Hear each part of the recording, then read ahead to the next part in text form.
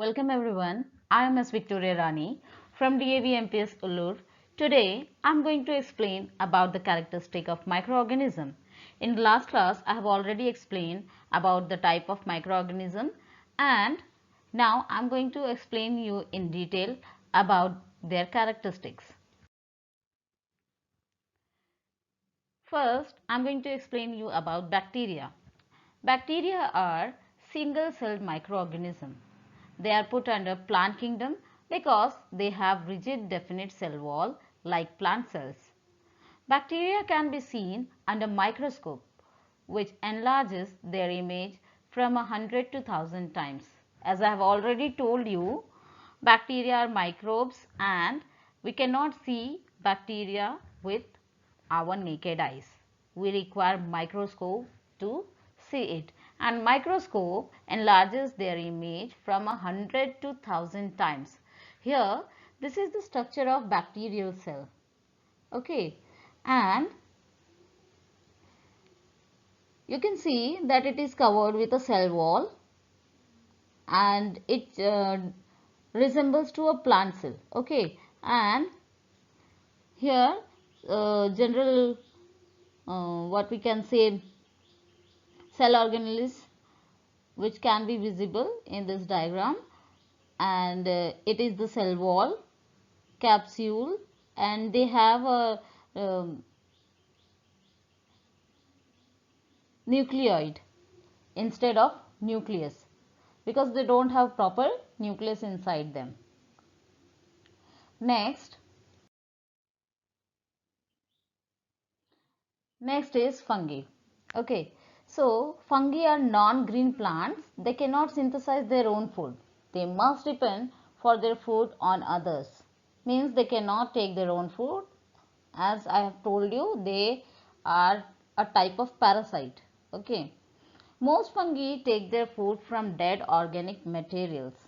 Some live on other organisms as parasites. Already told, the organisms which depend on others for their food are called as parasites. So, fungi are more closely related to animals than plants. If it will be a plant, then it will be a producer. But it resembles to animal, that's why it is not a producer, and they cannot prepare their own food. Fungi are heterotrophic. They use complex organic compound as a source of energy and carbon, not photosynthesis. Means it directly doesn't show photosynthesis, but because it is not a plant, it cannot show photosynthesis, right? So it resembles to animal. Fungi multiply either sexually or asexually.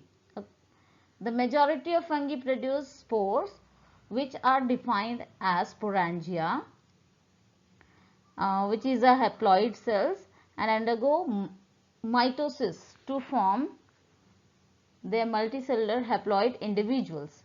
Okay, these can be studied in your further classes, because in class 8 you are only going to study about this normal characteristics. Next, characteristics of algae. Algae are green substances floating on the surface of a pond, lake, river, stagnant water, moist soil, stone. They tend to grow on wet surfaces. Whenever you go to a pond, if we see some green things floating on the surface of pond, what is that? That is algae. It generally grows in moist surfaces. They tend to grow on wet surfaces, therefore they can synthesize their own food. They are found in water or in very moist places. As it is green, they can prepare their own food like plants.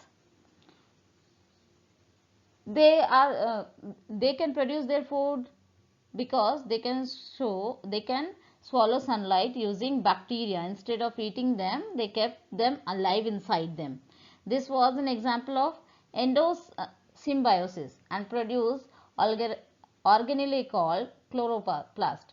They contain chloroplast which gives them green color.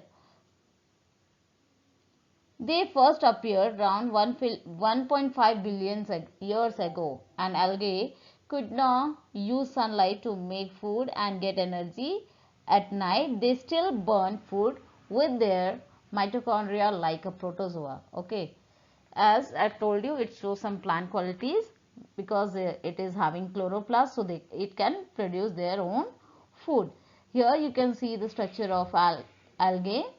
Cell wall, is there, cell membrane is also there like a plant cell, mitochondria is there, the powerhouse cell, chloroplast which gives the green color to the cell, and vacuoles, nucleus is also there, and Golgi complex. It all resembles to a plant cell. That's why it is somewhat like related to plant kingdom. Next is protozoa. Protozoa are unicellular animals. Some are free living, others are parasite. Several parasitic protozoan cause diseases in human beings, domestic animals and plants. For example, Plasmodium, a protozoan, causes malaria. One of the best example of protozoa is